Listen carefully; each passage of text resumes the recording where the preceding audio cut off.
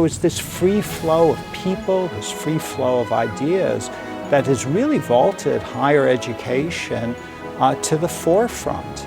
We have the Athenaeum, which is a faculty club, and one of them is the Einstein Suite, which is where Einstein stayed. If you put your head down on the pillow and shut your eyes, perhaps by osmosis, you will learn a bit of what Einstein was thinking about. My job is to make sure that Caltech remains the place where the best young people want to come to realize their dreams.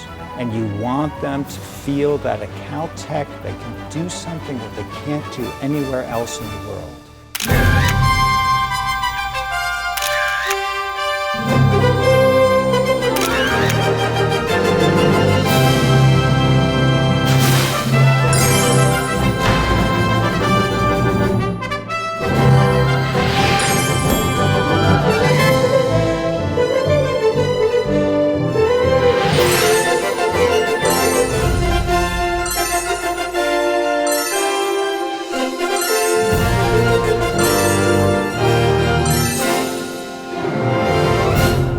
Hello, ni hao. I'm Thomas Rosenbaum. I'm president of the California Institute of Technology and a professor of physics at Caltech. This is actually my first time in Taiwan, and it's a great pleasure to join you here. 让我们一起欢迎加州理工大学的校长，欢迎 Mr. Rosenbaum. President, welcome. Have a seat, please. President, welcome. Thank you very much. Welcome to Taiwan and join us. Yes, it's a great pleasure. No, it's a precious opportunity for all of us to have you here. Yeah, first, let me introduce to our audience in Taiwan and overseas Chinese. Sure. I think most of us have already known that Caltech is a worldly known university, famous for your research, science research. Mm-hmm. And you have been taking this position as president of Caltech for more than 4 years? That's correct. This is the fifth year. Yes, started my fifth year. Oh, okay. So first, I would like to know, within your more than 4-year experience, do you really see a absolutely distinct boundary between social and human science and the natural science? Not at all. In fact, I try to tell our students, whether they really understand it at this age, I'm not sure, but I try to tell them that in fact they'll be better scientists if they get a full education in terms of the humanities and the social sciences. Reading novels, going to plays, lets you step outside of your experience, lets you develop empathy, lets you think about problems in a different way, and that makes you a better scientist. I think from the humanities perspective, also, given the technological challenges in society today, knowing something about science is very important. So I think a good education, in fact, involves all these approaches to life to become a well-rounded individual and citizen. Yeah. President, we all know that Caltech is always ranked on the top 10 list. Actually, some of my colleagues told me now it's top 5 list of the world universities. So again, within your full experience, what is the most prominent feature of this university, Caltech? Impresses me most about Caltech is that people are fearless. They are unafraid to try new things, to try to solve problems that may seem impossible now, but if you solve them, will change the world. And that's very much in the culture. There's a lot of cooperation, a lot of collaboration, a lot of discussion, people challenging each other to do this. And I think if you keep that part of the culture strong, you'll be fine. President, in this long-standing university, in your leadership, what is your core value to lead the whole faculties and all the students? So it's a very good question. It's always hard to boil things down to just one value. But what I've learned, both as provost at the University of Chicago and now as president of Caltech, is that you're put into situations where you're asked questions where you don't know the answer, where there are issues that come up that you may not even understand the questions. And so what you have to do is figure out two things. One is, what are the principles that are at stake? You always want to be comfortable having the moral high ground. And the second part is to figure out the process. That is to be able to make sure that people are heard, that you're transparent about how you're making a decision, and that you let them know. It doesn't mean you have to do what they're telling you to do or asking you to do, but you do have to listen and explain. And I think if you get the principles right and the process right, then you have the strength to move on in a way that will be sustainable. President, I believe the core value you just shared with us reflects the right directions that most universities in the States pursues. I think American higher education does influence the whole world. So from your perspective, what is the most significant contribution that nowadays American higher education keeps on benefiting the humanities progresses? I think the ability to ask questions that matter, but not only that, to realize that it's the questions that are more important than the answers, that changes the way people think about the world around them, that's the most important thing you can do, even if you don't know the answer right now. And if you create knowledge for the ages, that's wonderful. But I think the other part that we're seeing more and more in American higher education, but I think across the world actually, is that people who are discovering these things want to influence society. They want to make people's lives better. And so not only do we create knowledge for the ages, but we are also solving problems that affect society today. Yes. Well, President, I have read your inauguration speech in 2014 with an emphasis on diversity. Let me quote some of the speech. Quote your words: an absolute commitment to excellence in the need for diversity, diversity of thought, diversity of background, diversity of experience. With its faculty, students, and over 100 years of history, how does Caltech implement diversity? Diversity is a strategy for excellence. It is not an add-on. The idea is that talent is blind. Talent is distributed across people throughout the world. It's distributed for men and women. Doesn't matter what your race is, what your creed is, what your ethnicity is. There are going to be talented people all around. And so if you want to be the best in the world, you need to be attractive. You need to be a destination of choice to everyone. And if you are not diverse, I would argue manifestly you haven't been successful in attracting the best people in the world. And so a lot of places think about this as something you do on the side. But I think it's very important, and certainly at Caltech, it's my belief that Caltech will not be the best place in the world. I mean, we want to be the best. Obviously, there are lots of great places across the world, unless it attracts people from around the world, people who look different from each other. But it's not only looking different from each other. It's also that people who have different life experiences bring different perspectives to a problem. And so if you have teams of people who think about problems from different angles, you're much more likely to come up with a creative solution. And they've done studies in industry that demonstrate this. And so diversity is important in securing the truth. That is, how you create knowledge is that you have arguments in the good sense, where you actually listen to other people and are open to changing your view. And when you have this clash of ideas, that's how you learn something new, how you create knowledge. And if you have people who come from different perspectives and bring that to bear, ask different questions, which is what we were talking about, then you're able to create knowledge much more efficiently and much more effectively. And so that's how I think about diversity for Caltech, and I think for all organizations. This is a universal kind of truth, I believe. Yeah, President, but allow me to propose my next question. Sure. When we talk about diversity, but somehow under the administration of President Trump's government, it seems to us that making America great again seems to contradict to our image of a nation that has been always embracing diversity and tolerance. Would you like to share your thoughts on this very controversial phenomenon? Well, I think that if you look at the history of America, that it has benefited enormously from the talent that has come from abroad. So here's an interesting fact, just one of many in this area. So if you look at the Nobel Prizes in science, that's physics, chemistry, and medicine, that have been won by Americans, 40% of them have been won by Americans who were born abroad. Oh, really? So it's one indication of the kind of talent that's come to America and that's changed the country, that's changed the world.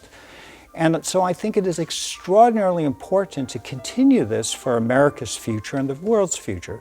And I want to be careful to say as well that I think one of the things that America contributes, that higher education in America contributes to the world, is that we educate individuals who then go out and return to their countries and help their own countries. Some stay in America, some go away. Of course, some Americans go abroad, and that's extremely important for education for our citizens as well.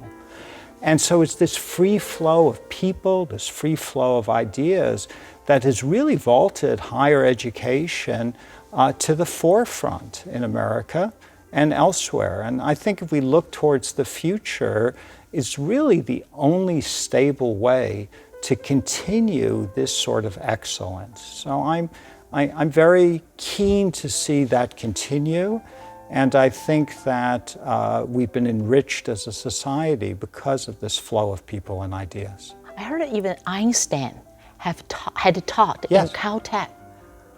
Why? For how long? So he came and visited in the 1930s. Robert Millikan, who was one of the founders of modern Caltech, who was also a Nobel laureate in physics, the famous Millikan oil drop experiment measuring the charge on the electron. I can never resist giving a physics lesson when I have the opportunity. So I hope your listeners will forgive me for that.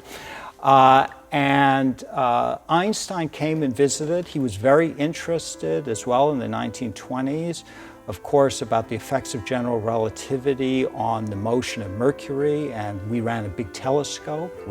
Caltech has always run the biggest telescopes, optical telescopes in the world. And so there was a natural connection that way. In fact, when Einstein left Germany, he had an offer to come to Caltech, and he had an offer to go to the Institute for Advanced Study at Princeton. Wow. Unfortunately for Caltech, he chose Princeton, I think in part because it was closer to Europe, and it wasn't quite as easy to travel in those days as it is now. Of course. But he was very much a part of the fabric of Caltech for those years. And if you come and visit Caltech, we have the Athenaeum, which is a faculty club where people get together. And we have rooms where you can stay. And one of them is the Einstein Suite, which is where Einstein stayed when he was at Caltech. So if you put your head down on the pillow and shut your eyes, perhaps by osmosis, you will learn a bit of what Einstein was thinking about. Oh, it was still kept as a time machine? Yes, that's right, that's exactly. Very interesting. So we have a time machine of a sort. So, President, would you like to introduce to our audience what is the essence of the curricular design of Caltech that would both promote the social, spiritual, and also the technological progresses? Right. So I think there are two major elements of the curriculum at Caltech. The first is captured by the core. So everybody who comes into Caltech has to learn physics, math, chemistry, computer science, biology, engineering. Okay. And the students all share the same curriculum during their first year with small changes. So that sounds very heavy. It is very heavy. We work our students extremely hard. But no matter what they choose to do, and it can be in science or outside of science, they develop quantitative skills which allow them to solve problems. And they have the background that they can bring to bear the concepts of these major scientific and engineering fields to whatever pursuit they are going ahead with. And so the core is very important. It It is not only the curricular part of it, it's also the interactions, the doing the problem sets together, the creation of community in that fashion. And then, of course, they go on and they specialize. You know, we have a 3-to-1 faculty-student ratio. Wow. So if you come to Caltech, there's no excuse. You should do research.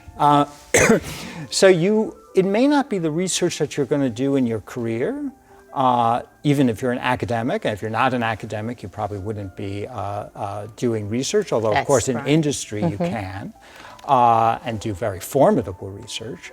But this lets you create knowledge or see what the process is about creating knowledge.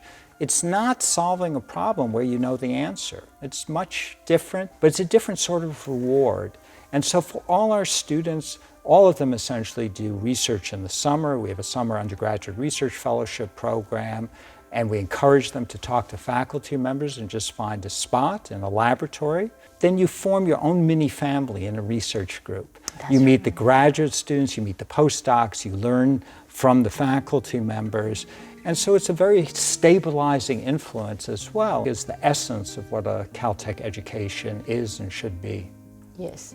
President, higher education in the States needs sufficient, or let's say abundant, financial support. Yes.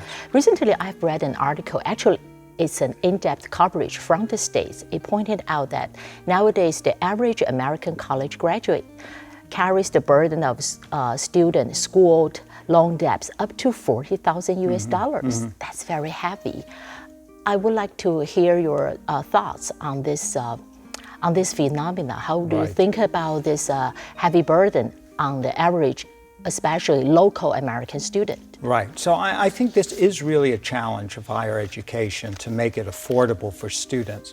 Having said that, there are very different segments of higher education. So Caltech is a need-blind institution. What that means is that we admit our students without looking at their ability to pay, and then we provide support for them so they can afford to come. And there are about 60 such institutions in the United States. So it's not many, but we're one of those. And so our students don't have a large debt burden in that fashion. I see. A number of them have to work part-time in terms of doing a research assistantship or teaching or something like that as part of their package. But we really try to make it possible for students to come out without large amounts of debt. And also, essentially all our students get good, high-paying jobs so that there's not an issue in that fashion. However, that's not true for all institutions of higher education in the United States, and the statistics you're talking about are important that way. There are a lot of for-profit institutions where students actually don't graduate and don't get jobs and yet still owe a lot of money, and that's really not right in a lot of ways. And there are other parts of American higher education, particularly in the public sector, which is less expensive, but where state legislatures are not providing as much support as they historically have. And since students are really pushed and tuition is going up, which means that they have to take out loans. And I think it's a real challenge. And you put your finger on a major challenge, because when we were talking earlier about diversity and talent, That's right. talent does not depend on how much money your family makes. And so we want to make sure that all the talented students have the opportunity then to get an education and that this not be a barrier. So we've made some progress, I think, in America in this way, but there's more progress to be made. Yeah. As a private university, Caltech has been running very well. I would like to know how supportive your alumni across the world in terms of alumni donations. Yeah, our alumni have been terrific. Now, we don't have a lot of alumni. We're so small. There are only 23,000 living alums. How many in Taiwan? You know, I don't know exactly, but we had an event last night with 45 people, and it's great. It speaks to the talent in Taiwan, for sure. So please continue. Yes, and so the alumni of Caltech have been extremely generous. But I think it's the kind of support they're offering that's the most noteworthy.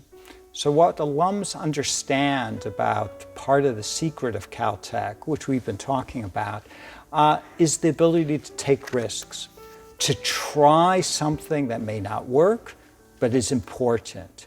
And to do that, you generally don't get government funding. So we seed those efforts with private funding, many of which are given by alums and others by other philanthropists who are not connected with Caltech.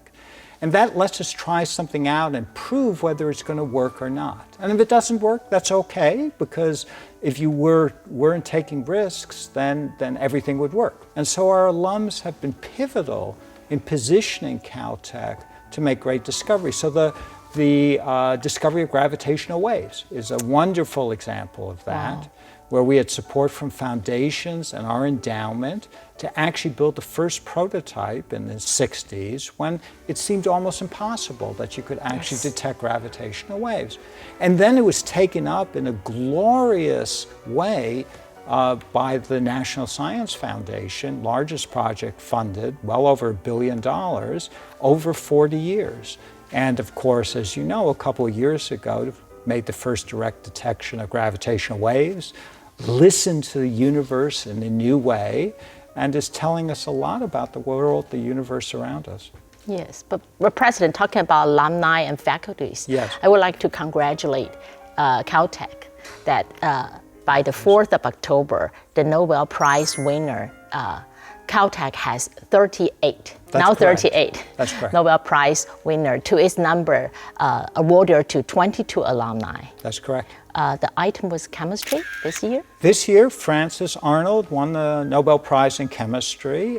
It was, in some ways, a very Caltech prize in that what she won the award for was something called directed evolution. I think the Nobel citation talked about the revolution in evolution. And so she's a chemist, and she was trying to create new sorts of enzymes, and trying to do that chemically by standard means was very frustrating and very slow. And she came up with the brilliant idea that in biology, in nature, evolution is how we try different combinations. So instead of trying to mix things together in the lab, could she somehow figure out how to use evolution to help chemistry? And she did that. She engineered various proteins and changed their constituency. The proteins make the enzymes. And that she then figured out how to watch them evolve and figure out which ones were the most effective for what she wanted. For example, making pesticides that don't harm the environment, or catalysts that make industries work better, chemical reactions proceed faster. And so it was taking insight from one field and putting it to work in another field, and then not being afraid that trying something that other people hadn't tried might not work. So it was hard, but it worked, obviously, and she won the Nobel Prize. So per person, per faculty member, per alumnus, or alumna, Caltech has by far the largest number of Nobel Prizes when normalized that way. So Caltech is definitely a doctorate granting research university. Yes. We can say that. Yeah. So except the finance we just talked about, President, what else are the other challenges you see for this university to face in order to keep up to excellence? Right, and this is in some ways asking me what my job is, right? And so I look at my job as to make sure that Caltech remains the place where the best young people, well, the best people in general, but in particular the best young people, want to come to realize their dreams.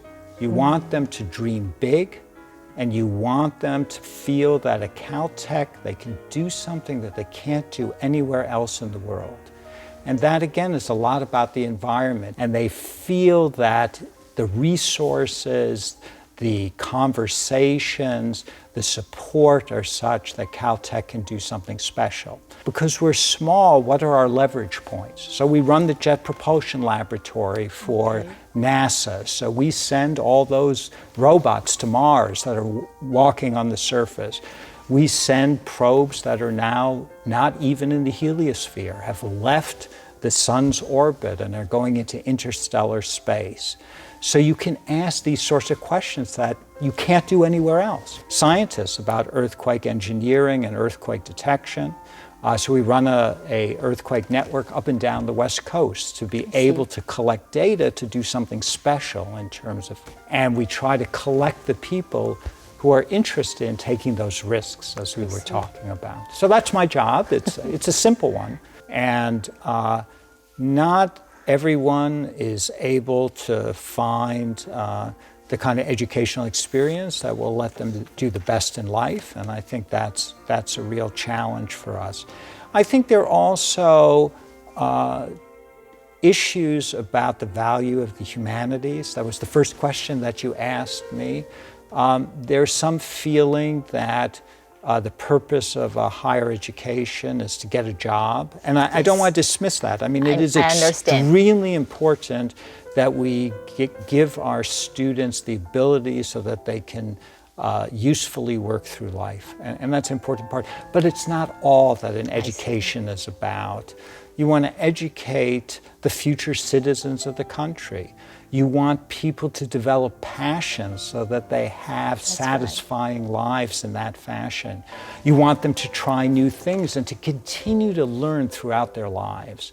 And a good education will do that. We're a science and engineering place, and so our students go to a good job market, and as I said, but that's wonderful, but there are many people who make extraordinarily valuable contributions to society who have very different sorts of education or educational interests and backgrounds, and making sure that that's honored is a challenge for us, not only as educators, but as society.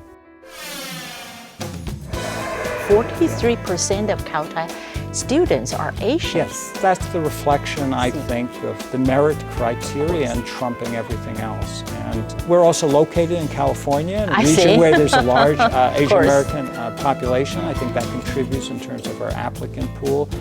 We don't use race or gender or anything else as a criterion.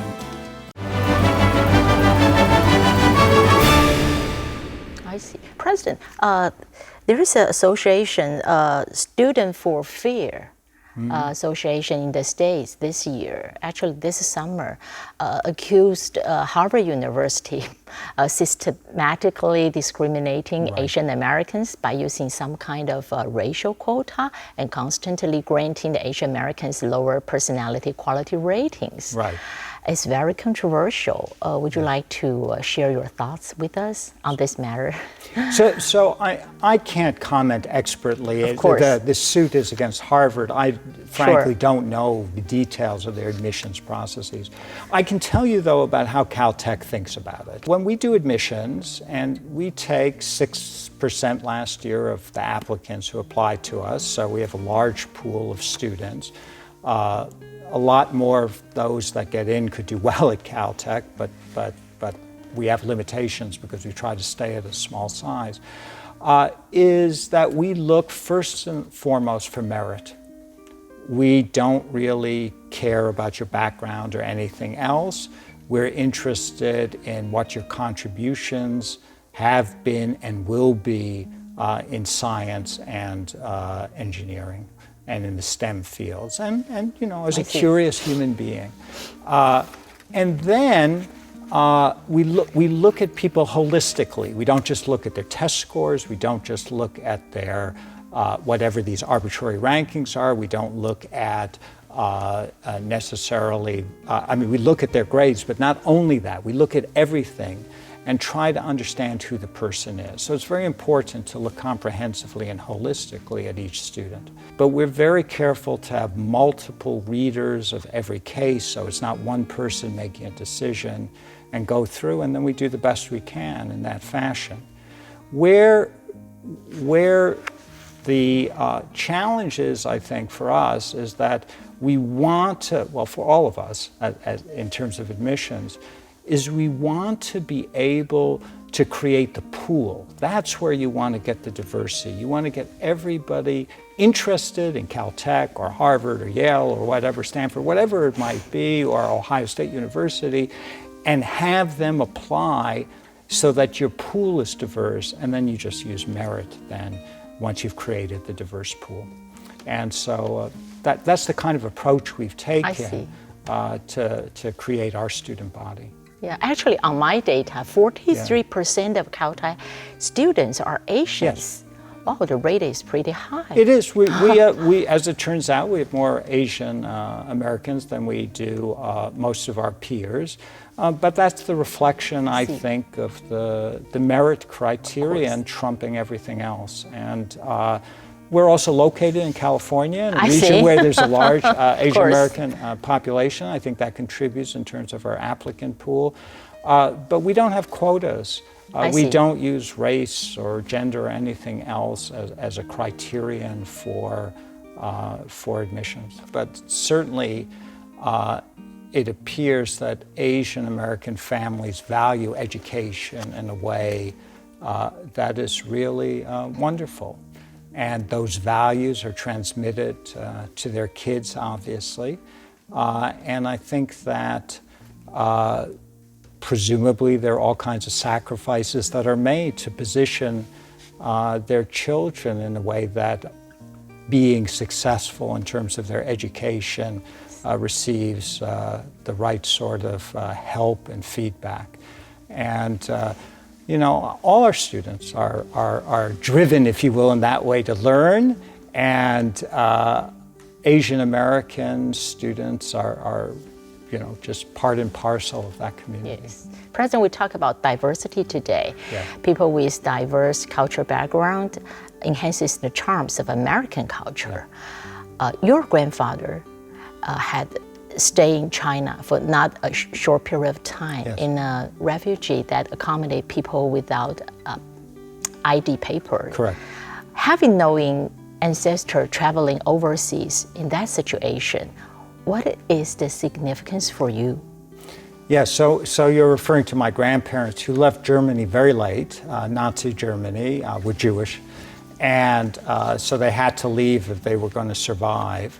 My grandfather's parents were old and couldn't leave, and that's one reason they stayed so late. So they wound up going from Berlin to Moscow and then across Siberia on the Trans-Siberian Railroad to Vladivostok, and then Shanghai, because there was a fight between the Japanese and the Allies.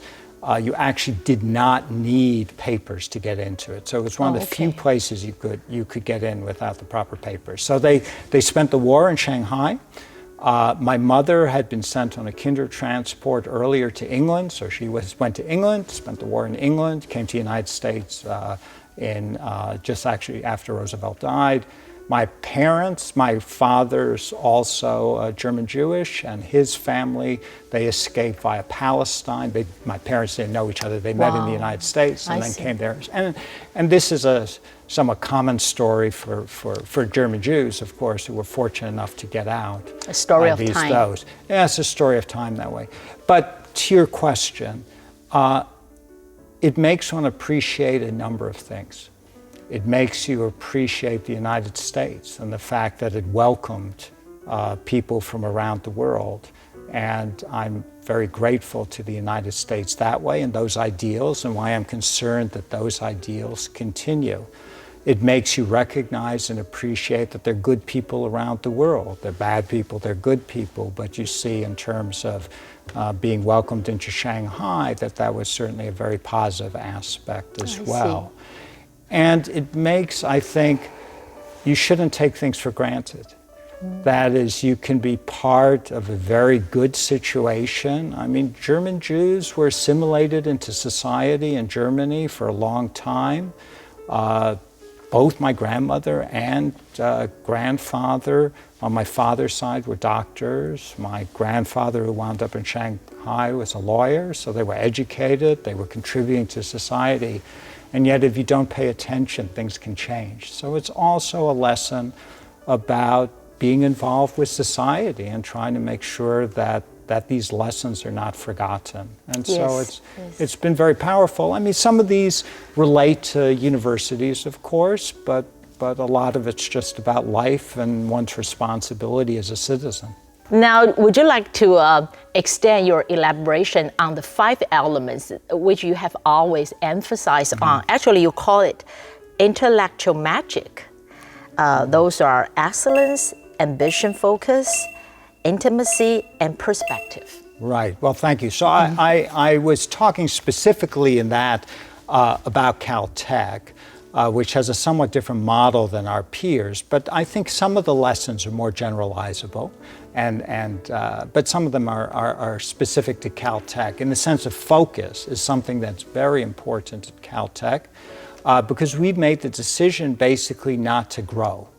So we don't want to get bigger, we want to get better. So what that means is that you have to constantly choose which area you're going to invest in. What intellectual areas can you be the best in the world or among the best in the world? And how do you then apply your resources to do that? And because we have finite resources and only 300 faculty members and only 1,000 undergraduates and 1,250 graduate students. You emphasize only for our audience in Taiwan, so that is a very small amount of number compared to other, we call Ivy League university in the States. So for example, MIT, which is the closest to us, is 5 times our size. Okay, I see. So, or University of Chicago, where I spent most of my career before moving to Caltech, now has 7,000 undergraduates, and that's relatively small. Ohio State probably has 50,000 undergraduates, or Michigan. So we're small that way. And what that means is that you have to make these decisions about what areas are the most promising ones. And that's always easy. The hard part is what don't you do and what do you stop doing once you've started it. And so that's the focus aspect of it. And I think that's a valuable lesson, but it's particularly acute. And we sometimes will go years before we hire someone once we announce a search at the faculty level. But it might be that the right person isn't available or interested in you for 5 years or 7 years. And so we have the patience then to say that the excellence is what matters. We don't need to fill the spot for the sake of filling the spot. Excellence is what matters in terms of admitting our students as well. Ambition is a very important part because I think you always, in a good sense, you want people to be humble, but you want them to be ambitious in the sense that they want to accomplish great things. They want to work hard to accomplish those things. They want to think of big ideas. They want to think about, can I create a new way of, you don't want just the little next step. And so that's a cultural attribute, as we were talking about before, because that has to be reinforced by everybody in the environment. Whether it is that you're trained in engineering and then you do a problem in biology, or whether it is that you're thinking about an approach, you're reading James Joyce or whatever it might be, and it lets you think about a problem in a different way. Or you've gone to the theater, or you've done music, and what you've learned there in terms of the pattern recognition, if you will, lets you be a better scientist. Of course, it probably makes you a happier human being, so that that may even be more important. But I think that aspect of it is acutely important. And for our undergraduate education, of course, we talked about the core, but we also require all our students every quarter to take a course in the humanities or the social sciences. That's a requirement? As a requirement. So we want to do, and we require them to take a certain number of courses in terms of writing, because being able to express your ideas is a very important part, no matter what you do in life. So that's the perspective part of it. So I think if you get all those right, you have a wonderful environment, right? Then you have the magic. Now, so that's what we try to do. President, you graduated from Harvard and receiving your PhD degree in Princeton. That's correct. And now you are leading Caltech. Yes. So in your experience, I think you can share with how does a good academic atmosphere really enhances students to be more and more self-motivated. Right. So I was very fortunate to go to a number of excellent places. But I would say in terms of motivation and the excitement of learning, I actually learned that at a different place, which was related to my Princeton experience. So I actually did my graduate work at Bell Laboratories in Murray Hill, which is a storied industrial research center. It's where the transistor was invented, where a lot of the optical communications were developed. And so when I was a graduate student, I actually spent my time at Bell Labs doing the research actually on metal insulator transitions and doped silicon, so semiconductor work. And this was a time in the basic research part, it was unbelievably free in terms of exchange of ideas. It was unbelievably challenging. People just wanted to learn and to solve problems. There were about 100 PhDs in the basic science. Whoa. I was way on the bottom of the totem pole, I was just a student and there weren't many students there actually. But the intellectual excitement just made you want to do this science. It made you want to push yourself really hard. And when you're a graduate student, it's a privileged time because you actually can dive into a problem without distraction. And so being at Bell was unbelievable. Now, of course, I probably should give credit to Harvard and Princeton as well in terms of that way. And then I grew.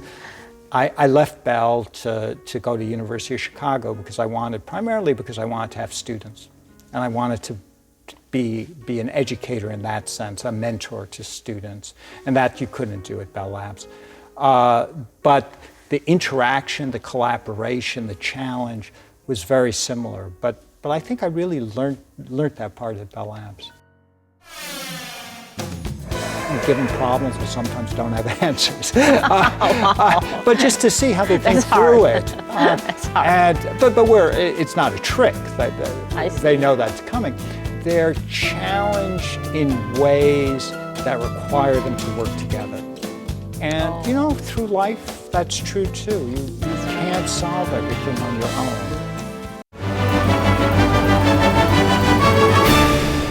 President, today I finally had this chance to ask you a very special tradition, which I don't believe for a long time. I heard that in Caltech, professors will allow students to bring their tests back, and even they finish at home. Right. That's so unbelievable. Yeah. Well, I wouldn't say where did the tradition come from?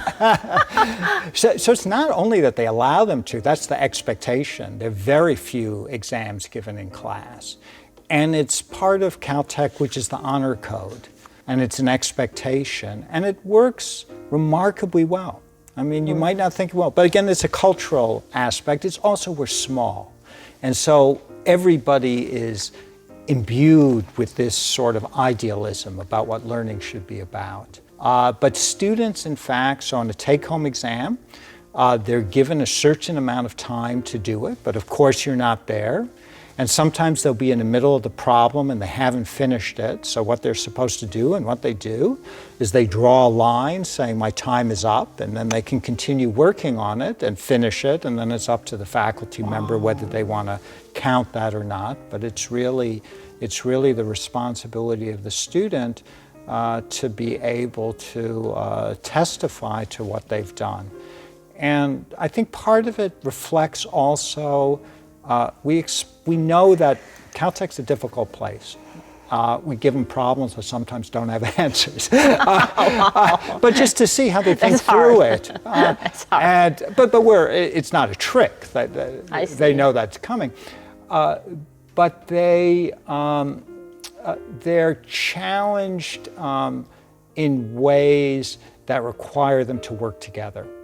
And through life, that's true too. You can't solve everything on your own. And so part of the honor code as well is your responsibility to work together on problem sets and learn from your peers. And we create an open environment where we would like to see them not competing against each other, but collaborating with each other in that way. And I think the honor code contributes to that. And it works most of the time. So it's actually an unusual and very fine part of the Caltech society. Save your energy competing with MIT. Yes, that's right. Near the end of this interview, President, there is another very interesting tradition. I heard about Caltech. May I ask you? I heard that every Halloween, Yes. you will hold a Millikan pumpkin drop experiment. I heard it's famous. What exactly is it? Well, you'll have to come and watch it October 31st. So the tallest building on campus is Millikan and Millikan Library of campus. It's 10 stories high.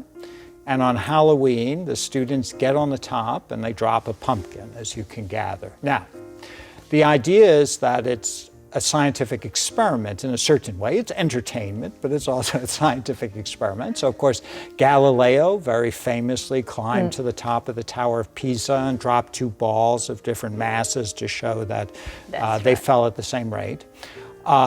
So we don't quite do that, but we take a big pumpkin, it's Halloween, and we put it, or the students put it in liquid nitrogen so that it gets very hard, so it's going to splinter into 1,000,000 pieces, and it drops down, so you watch the drop, it hits the concrete at the bottom, it splatters, and if things are pushed, if sugar molecules are pushed really hard, there's something called Triboluminescence, which is that they give out sparks of light.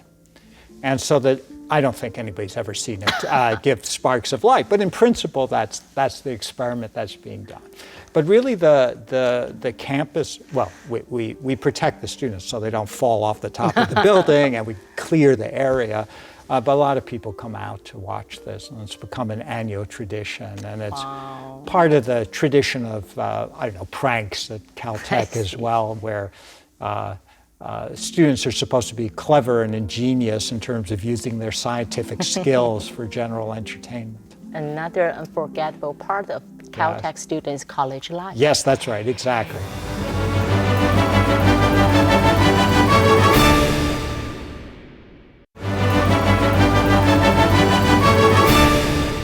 Would you please share with all of our audience again today? My last question, what words do you live by? Oh, that's very nice. So you're right. When I was first interviewed to come to Caltech, I talked about this, and it comes from my Jewish background, where there's a saying that you should have 2 pockets, and in one pocket you need to put the words, "For me, the world was created," and in the other pocket you put the words, "I am but dust and ashes." And the trick in going through life is to know when to pull which saying out of your pocket. And I find that very powerful. Thank you, President. Well, thank you so very much for bringing us these fruitful thoughts for all of our audience. Wishing you and the Caltech stay cool. Okay. Remain prosperous and benefit the world through generations. Thank you so much. Great pleasure. Thank you. Thank you.